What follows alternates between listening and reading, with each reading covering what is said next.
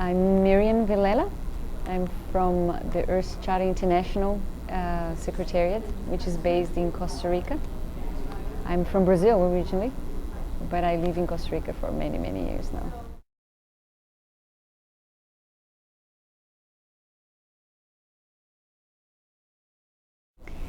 Yeah, the Earth Charter Initiative has been working on the systemic approach of sustainability, because sustainability can mean many things for different people, right?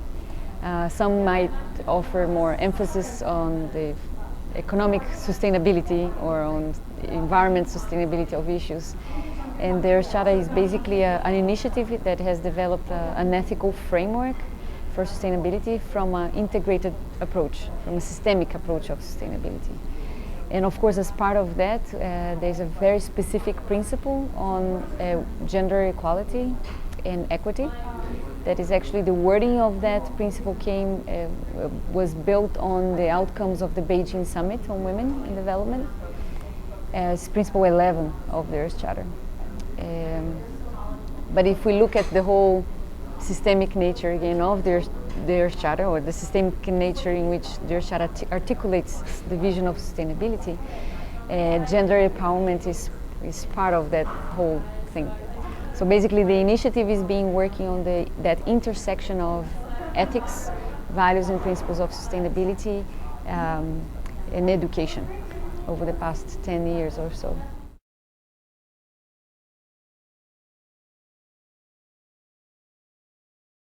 Well, maybe I can mention one specific one. We have a youth network.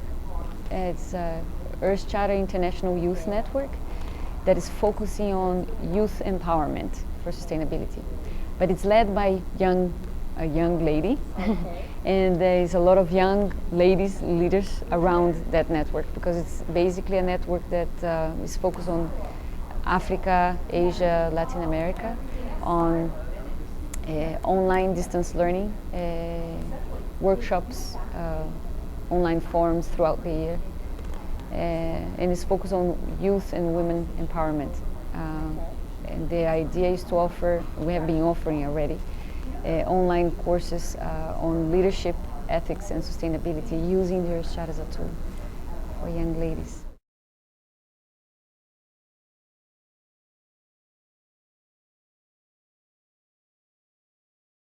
The Rio Plus 20 is many things for many people, again, right? A very strong portion of Rio Plus 20, it has to do with the intergovernmental negotiations that are going on. But Rio Plus 20 is not only about the intergovernmental negotiations. It has many other things around it. And the same with actually the whole implementation of sustainability around the world is not dependent on the UN or the intergovernmental negotiations or governments. Actually, there are a number of interesting initiatives that are emerging from the academia, from the private sector, from NGOs, social movements, that are actually making sustainability happen independently of the outcomes of the political processes. So I think here is not an exception. There are many things happening around Rio Plus 20. A big chunk of it has to do with the political process, the intergovernmental process of negotiation, but many other things are also happening that has nothing to do with that.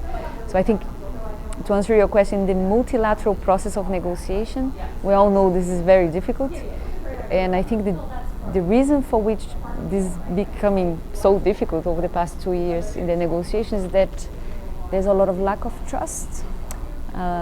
Nations in different blocs are focusing on their interests and not willing to overcome differences and really achieve a common ground. And in order to really have sustainability become a reality, we need to forge partnerships, right? Worldwide partnerships. But the multilateral process is showing how difficult it is to forge partnerships if you don't have a common ground, a common vision of sustainability, and trust. So I think it's going to be very difficult to have a very concrete and strong outcome in the multilateral negotiations area or dimension of Rio Plus 20. But hopefully they are going to agree at least not only in the idea of developing new sustainable development goals, but also to already have some kind of framework on how to start on this new vision of sustainable development goals. I think and I hope this will happen by the end of next week. This will be a good concrete outcome of Rio Plus 20. And also on a new institutional framework for sustainable development at the international, but also that should influence the national level of a multi-stakeholder council or a multi-stakeholder forum, participatory process of decision making, but also implementation of sustainability.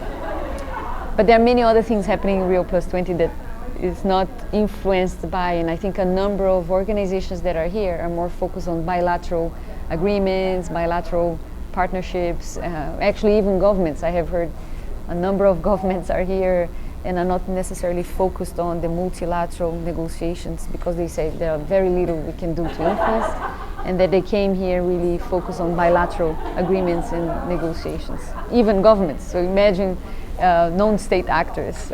So a lot of things I hope are happening with the purpose, and I think the purpose is really to strengthen the political commitment at all levels on sustainability.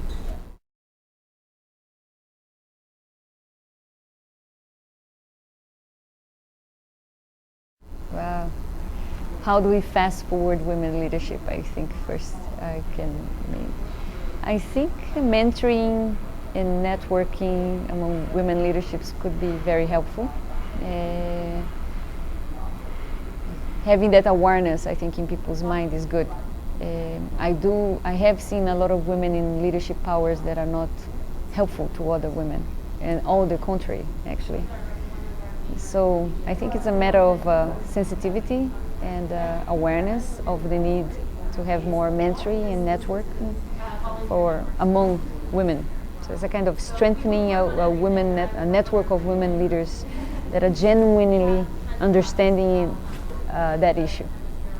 And to tell you the truth, I was never really involved and not even thought of how important it was to strengthen women empowerment until not long ago, when I was reading about epistemology of how history is created. And then I understood the importance of that, actually. And the way in which I think my aha moment, or the way in which my eyes opened, was reading how history is developed, or how history is created, how science is created. Has been a lot based on a male-dominated world. So what is the problem with that? I was asking myself.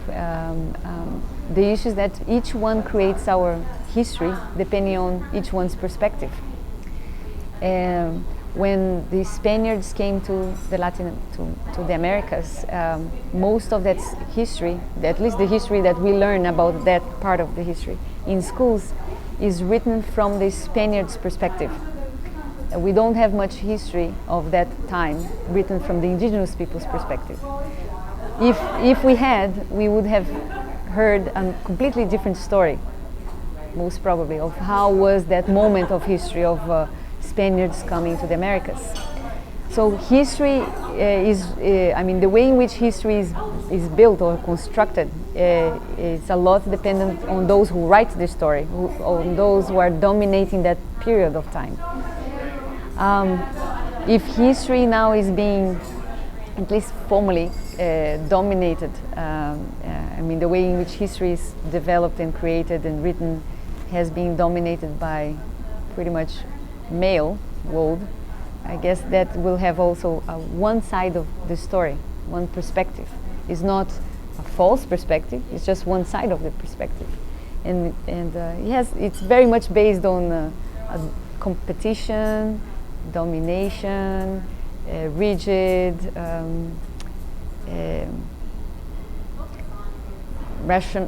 the reasoning, but not on the heart side of the human being. So I think now I can understand why history needs also to be constructed and built, captured from the women's perspective, because we could bring a completely different side of the history. It's not the unreal part of the story, it's not the only side of it. I think what is needed is a kind of a balanced approach between the male-dominated world and in the women's perspective, you know. I think that's how I see the world. Now, to answer the question of how has been my life on that side, well, I started very young, and has not been very easy, because I come from Brazil, and that story of feminist movement has not been very strong here in 20 years ago. So I never really got that in my education. It was normal. We were taught to look at things such as having a board of directors or a panel decision making being made only by men. It was normal. Why should we question that? So I was never really taught in school or in non-formal education. I was never really taught or raised awareness in my life about the need to question that. So I think it came much later in my life, the eye-opening and the awareness about the need to have a more balanced world and the reason behind that. You know? So I'm still learning.